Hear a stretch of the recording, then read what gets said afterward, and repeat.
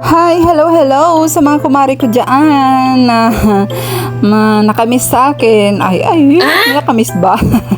Sa mga follower ko dyan na nag-aabang sa aking mga videos. Kumari, assume ka na naman na may nag-aabang. Malay mo, diba, mayroon. Sa mga nag-aano sa akin, ikatunong dyan sa mga, minsan dyan sa trabaho ko na, Mari, ba't wala ka pang upload na? Ba't wala ka nang upload? Ay, naku, mga mare ko, mga pare.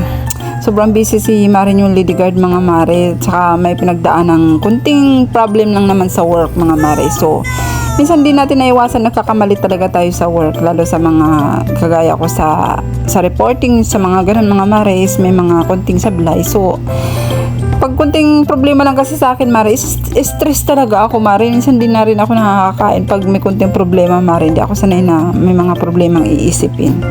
So, ayun nga, for the go pa rin tayo, mga mare. At saka, isa pa, mga mare, kaya sinaniban din ako ng katamaran, mga mare, is parang naano ako, mare. Kasi yung mga videos ko nga, nasabi ko naman nakaraan sa aking video na wala yung mga ads niya, mga mare, kaya hindi ko alam kung bakit nawala, kaya tinatamad din ako mag-upload, mga mare. Pero sabi nga nila, tuloy-tuloy mo lang yan, baka babalik din, ganyan. For the go pa rin tayo, mga mare. So, ayan na, mga mare. So, yung video na to ay last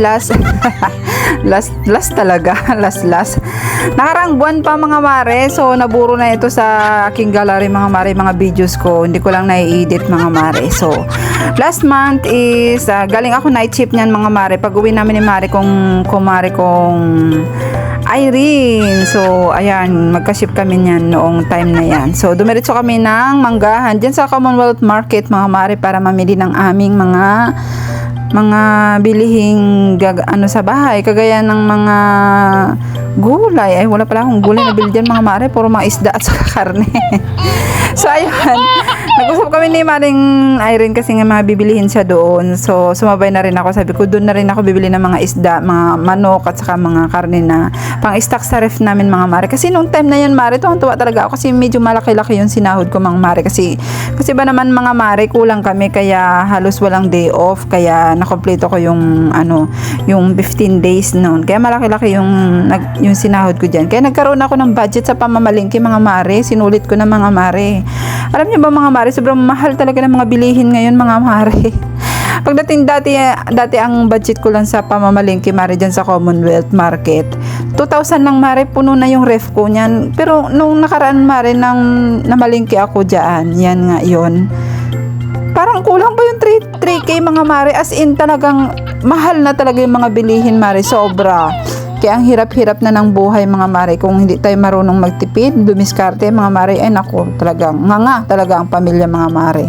Mag-uulam na lang ng asin bagoong. Ayan na nga, mga mare, pagdating ko sa bahay, tinulungan ako ni GM sa lahat-lahat ng gawain dyan. So, habang naglilinis ako ng mga pinamili ko, mga mare, is nagluluto na rin ako ng almusal namin, ng adobong manok dyan. So, at saka may binili akong lato yung lato ba ang tawag sa inyo yan, mare? Kasi sa amin, arusip ang tawag sa amin yan sa Ilocano. So, ayan, nakapagluto na tayo, mga mare, habang naglinis ako ng mga isda. So, pinakain ko muna yung mga anak ko kasi tanghali na dyan, mga mare. Tumawag din ang aking asawa para kamustahin kami kung kumain na kami. So, ayan, kitang-kita yung sa mukha ng asawa ko, mainit sa kanyang work, mga mare. So, naawa ko sa asawa ko kasi perimeter siya. So, hindi katulad ko sa work ko, sa akin is naka-aircon. So, ayan, mga mare, katulad nyo ba ninyo ako na hindi tinatapon yung mga tupperware ng ice cream kasi lagayan ng mga isda, ng mga karne sa ref. So, ayan na, mga mare. So, isang kaligayahan sa isang ina katulad ko na maano natin yung ref natin, mga mare, mapuno natin ng mga grocery o mga ulam na pang-stock. So, ganyan, mga mare. Sobrang mahal nga lang ang mga bilihin ngayon. So, sa ginawa ko yung mga mare is pinaghati-hati ko, pinaplastic-plastic ko lahat para tipid kami, mga mare, sa aming uulamin. Bye for now! Bye!